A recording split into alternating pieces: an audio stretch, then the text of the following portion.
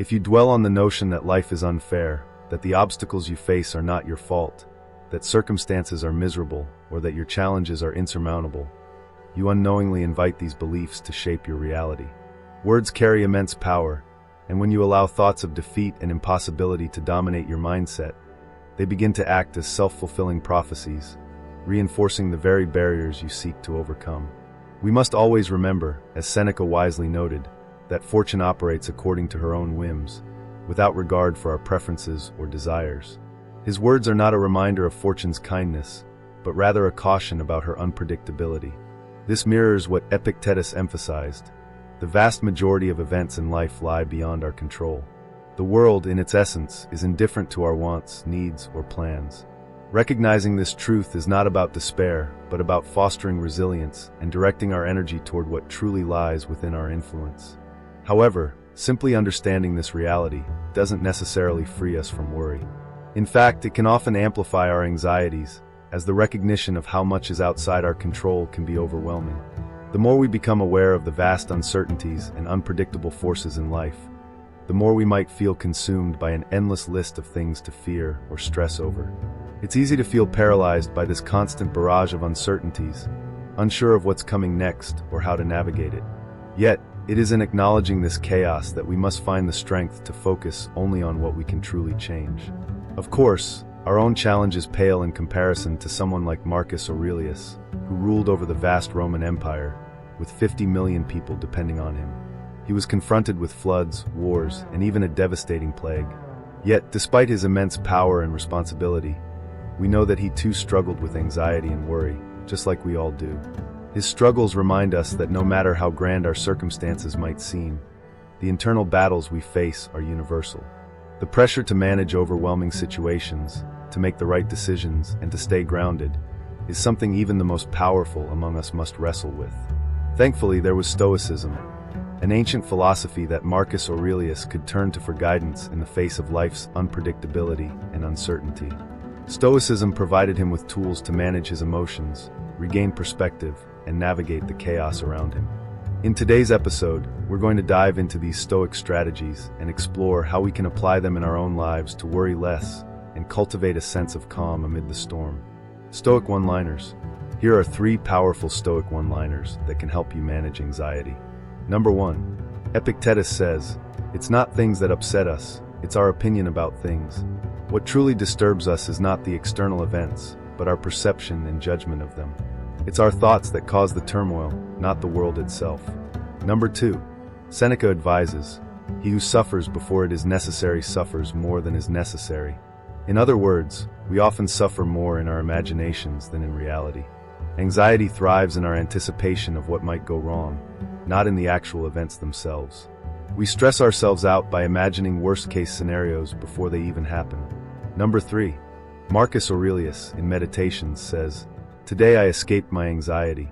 But then he corrects himself, adding, "Wait, no, actually I discarded it, because it was within me."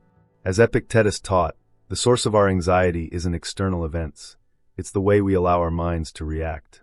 And because we control our thoughts, we have the power to let go of that anxiety. Stoicism. Stoicism is refreshingly simple. While we cannot control the events that happen to us, we do have full control over how we respond to them. The Stoics would say, yes, things go wrong. Yes, life throws curveballs. But every challenge presents an opportunity to practice the 4 cardinal virtues: courage, temperance, justice, and wisdom. The Stoics aren't denying that bad things happen in the world. It's not about ignoring the frustrations, setbacks, or difficulties we face. But when adversity strikes, it's a chance for us to rise with courage, maintain self-discipline, act justly toward others, learn, and grow in wisdom. This is the essence of Stoicism. We don't control the circumstances of life, but we always have the ability to control how we respond to them. Babysitters.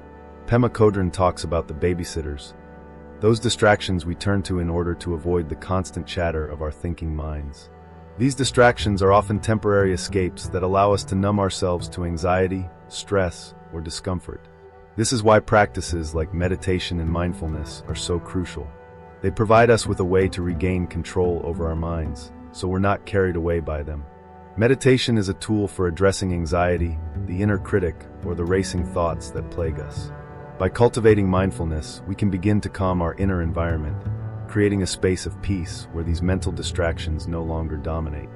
When we master this process, we no longer need to rely on external refuges like food, social media, or mindless habits that may offer temporary relief but ultimately come at a cost.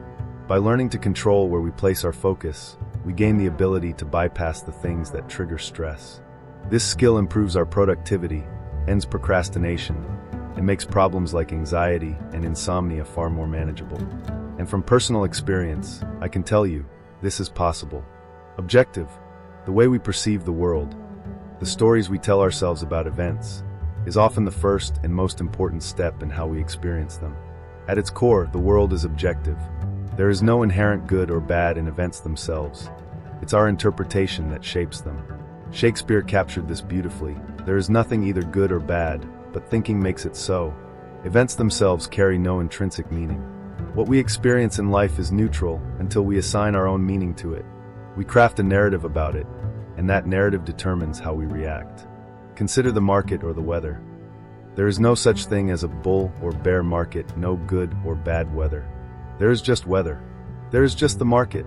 Our task as human beings is not to control these external forces, but to respond to them. Of course, we label things to make sense of the world, but it's important to remember that these labels are subjective. The story we tell ourselves about what's happening and how we choose to frame those events is what ultimately determines our emotional and practical response. If we focus on how something is unfair, not our fault, or insurmountable, those words can become a self-fulfilling prophecy, keeping us trapped in a cycle of helplessness and anxiety. Hobbies. During my time in London, I had the chance to take a cab ride from Heathrow to Chartwell, the home of Winston Churchill. It was a fascinating experience to see where he lived, maintained his routines, and found peace in the simple things, feeding goldfish, reciting poetry, and enjoying the beauty of nature. His life in the countryside, paired with his daily rituals, gave him a sense of structure and calm amidst his public duties. One of the most memorable parts of the visit was seeing his studio, where he painted. This gave me a deep appreciation for the power of hobbies. Churchill, in fact, wrote an inspiring book called Painting as a Pastime, in which he argued that having one or two meaningful hobbies was essential for anyone in the public eye. He believed that hobbies were not just distractions, but vital for maintaining balance and clarity. Marcus Aurelius had his own outlets, like boar hunting. Seneca found solace in writing and often noted the hobbies of others, such as Socrates, who enjoyed playing the flute and engaging in games with neighborhood children, and Cato, who liked discussing philosophy over wine in the evenings. Hobbies have a unique power. Seneca himself pointed out that they are a great way to refresh an overworked mind. By engaging in activities that activate different parts of our brains, hobbies offer a form of rest that goes beyond relaxation. They allow us to step outside the mental demands of daily life and reconnect with something that brings us joy and purpose. For me, my time on this farm is an important hobby. After a productive workday, I find satisfaction in simple, hands-on tasks. It provides me with responsibility while allowing my mind to rest. Out here, I'm far from the digital distractions of emails and phone calls. I don't even have cell service, which is a blessing. This space offers a retreat for the mind, just as hobbies do for many others. Retreat. Marcus Aurelius, as the Emperor of Rome, had access to magnificent palaces and luxurious country estates. He could have easily indulged in the finest resorts and retreats that the empire had to offer.